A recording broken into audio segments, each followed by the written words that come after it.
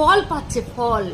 তার একটা মন্ত্র জপ করে তার উপরেই আপনারা বিশ্বাস করুন না। তা কেন ওই একজন পুরো মানে যিনি পুজো করছেন, আমি তো ওটা সেবায়িতা বলবো, আর মঙ্গলা মাকে, তিনি যদি বলেই থাকেন কি অপরাধ করেছেন যে আমি মায়ের সন্তান, আমরা কি মা কালীর বা মায়ের সন্তান নই? স্বয়ং শিব বলেছেন যাদের বাবা মা নেই, যারা সন্তান, যাদের বাবা মা নেই, পিতৃহারা মাতৃহারা যারা, আমি আর পার্বতী হচ্ছি তাদের বাবা মা।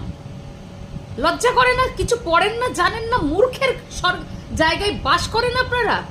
তাহলে সে যদি একবার বলে থাকে যে আমি আমার কৃষ্ণকালী মায়ের সন্তান, তো আপনার ফাটছে কেন?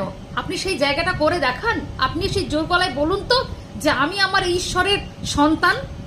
বলতে পারবেন না, আপনি জানেন আপনি সেই জায়গাটা তৈরি করতে পারেননি ঈশ্বরের সামনে। আমরা কিন্তু বলি জানেন যে মায়ের সন্তান আমি, মায়ের ঈশ্বরের সাথে কথোপকথন না তখনই করা যায় যখন কাছে। আপনি কি বাড়িতে সবার সঙ্গে মনের কথা বলতে পারেন নিজের বউ ছাড়া? তাও ওদের বলতে